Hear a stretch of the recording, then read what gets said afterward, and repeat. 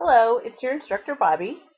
This is a screencast to replace or to make up for the lecture that some of you may have missed because of the snow day.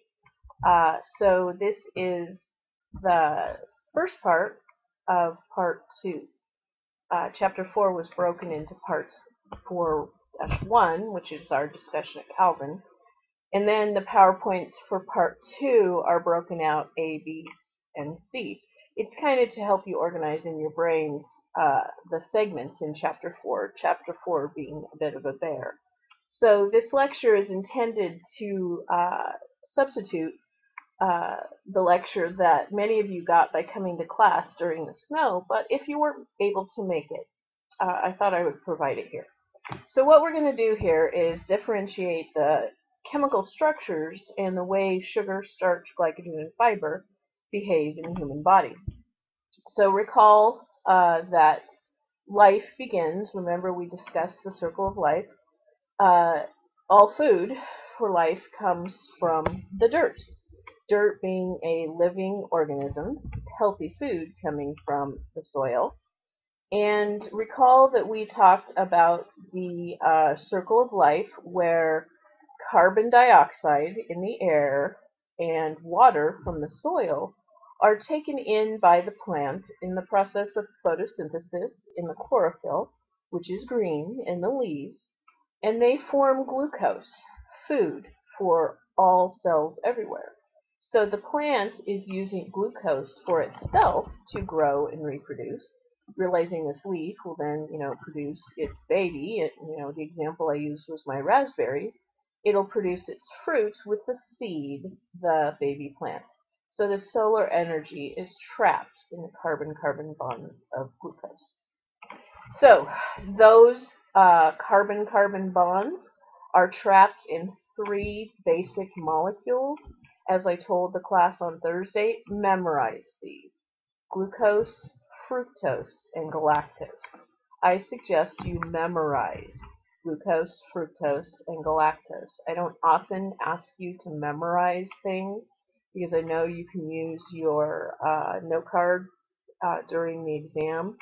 But as you will see, as we proceed through this portion and the next, in preparation of exam 2, there is simply just no way you can do enzymatic digestion without having to memorize these. So please memorize that the monosaccharides, the simple sugars, are glucose, fructose, and galactose.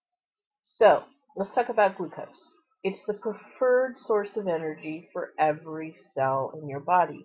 We get glucose from fruits, veggies, honey, high fructose corn syrup coming from corn. We get these from plants. Realize that glucose comes from grains as well. As we showed in the last class period, last Tuesday, we had students representing glucose. And when simple sugars were provided to the body, they were randomly hitting the bloodstream in simple uh, structures. But when I had students coming up to the front of the class holding hands in a long representation of a carbohydrate chain, they were still glucose. Now again, glucose is needed for plants and animals to grow and reproduce. Fructose. Fructose is the sweetest of those monosaccharides. Again, glucose, fructose, and galactose. And what I would like to bring to your attention here is that honey, agave, they are popular choices because they are the sweetest. And so people often ask, well, is honey more nutritious? Is agave better? And what I will tell you is sugar, sugar, sugar, sugar, sugar. If you recall from our example in class, I had the student representing fructose go to the corner for timeout for conversion, to represent conversion in the liver of fructose to glucose. So really, whether you get your monosaccharide from fructose, glucose, or galactose, it's going to end up as glucose anyway.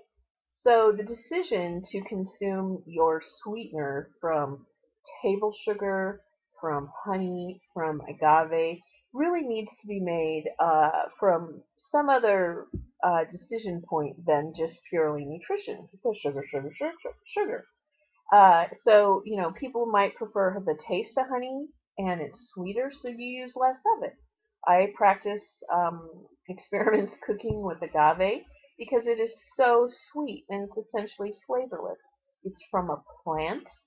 And so, the discussion of perhaps it's less harmful to the environment, it is certainly not processed as much as is table sugar, which realize are from plants as well, sugar cane and sugar beets. So decide which sweetener you're going to use and realize that glucose is glucose. Galactose. Galactose is found in dairy products. That's the only place you will find galactose in our diet, in animal milks. It's converted in the liver into glucose anyway. It is absorbed into our digestive tract, just as is glucose and fructose. But again, it goes from our digestive tract, the small intestine, to the liver for conversion. Now, I suggest you memorize these: maltose, sucrose, and lactose. For the same reasons you're memorizing the monosaccharides, because we're going to enzymatically digest and subsequently absorb these. So this is the chart from your textbook that brings it all together. And again, I suggest you memorize these. Commit to memory that sucrose is made of glucose and fructose. Commit to memory that glucose in two chains, or two molecules held together, is maltose. Then memorize that lactose, the sugar in animal milks, is a galactose and a glucose. So again, if you memorize fructose, fruit, it's the sweetest, glucose, preferred source of energy, and galactose from animal milks, then memorize the disaccharides, which know which monosaccharides they are made of. So maltose. The weird thing about maltose, and I would not ask you to differentiate this to keep our class simple. I'm just suggesting that maltose is something you should know in terms of starch. Maltose doesn't really exist in our diet except if the grains are sprouted, as in beer. But that little piece of information I don't need you to know. For our discussion, we're going to say maltose is 2 units of glucose held together by a bond. And when you take 2 units of sugar and you want to break them apart, 2 units of anything really, you're going to add an ASE to the word. So that enzyme that breaks that chemical bond is called maltase. So if you remember the ASE at the end of the substrate, you have an enzyme. So 2 units of glucose is what you get if you break down maltose via the enzyme maltase. Likewise, sucrose is a glucose and a fructose. The bond between them can be broken by sucrase. So that's the name of the enzyme. After that, what you get absorbed into the small intestine is a glucose and a fructose. So, why does the plant need to make sucrose? It makes food taste good. We've evolved as humans to like the taste of sweet. Why is it good for us to eat foods with sugar? Again, we've adapted to acquire a taste for sugar so that we get energy. It's part of evolution. So what's the most nutritious way to get these? Again, look down at the dirt. Fruits, vegetables. How far from the dirt is dairy?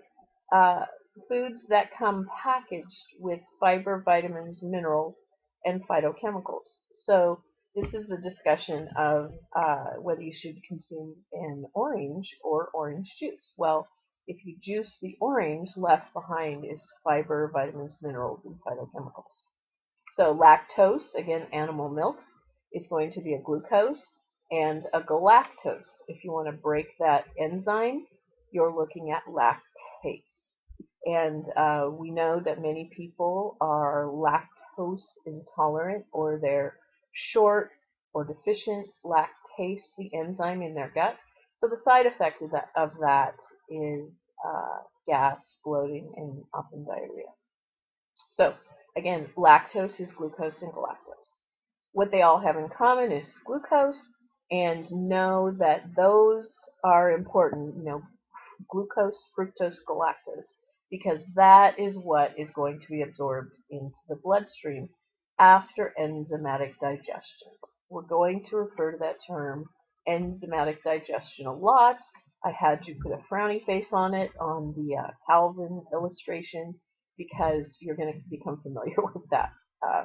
And in some cases, we will either like it or not. So this is where illustration from your textbook does a great job helping us remember that the differences, but it helps us remember that starch, glycogen, and fiber are all made from glucose. Now, know the differences. Don't get confused in your brain. Starch in food, starch in the human body, look at how they look similar. Starch in the human body being called glycogen, and fiber, which we'll learn is not digested. So let's talk first about starch. Starch is units of glucose all held together. This is what I was trying to represent when I showed the students at the front of the class holding hands. Glucose molecules will be hooked together, and if they're long chains, they will either coil on one another, as in the picture on the left, or they will branch, as the picture on the right. So starch you can see in foods. If you think of something like instant mashed potatoes, you stir them to death and you get something that looks kind of like glue. Glycogen is very different. Glycogen is your body's complex carbohydrate storage form. If you look, it's still glucose is put together. This occurs in the human body, in food. Don't get that crossed in your head. This occurs in the human body. It's still branched chain monosaccharides, glucose. Now, glycogen is important to know about because if you're an athlete, you want stored glucose. If you give your body, the benefit of providing starch in the form of slow, gradual supply, you will make glycogen. So you're eating starch so that your body can slowly absorb glucose to make muscle and liver glycogen. Now, glycogen is later broken down into energy as your body needs it. Again, it's made in the liver and in your muscles. Your liver and muscles increase their ability to make glycogen as you become more fit and less fat. So if you're watching the Olympics this week, you'll notice the cross-country skiers have huge quads, as do the downhill skiers. And those quads are full of immediately available energy, glycogen. Glycogen in muscle is there for the muscle. Glycogen in liver is there for the brain. So what's kind of interesting about this is that you build your glycogen stores as an athlete as you build muscle, but your liver glycogen stores are going to stay the way they are. They're going to stay there. So you can exercise and exercise like crazy and burn your glycogen stores in your muscles, but the glycogen in your liver will be spared and stingy. The liver is going to hold on to glycogen for the brain. So I'll stop there and continue on with the discussion of fiber.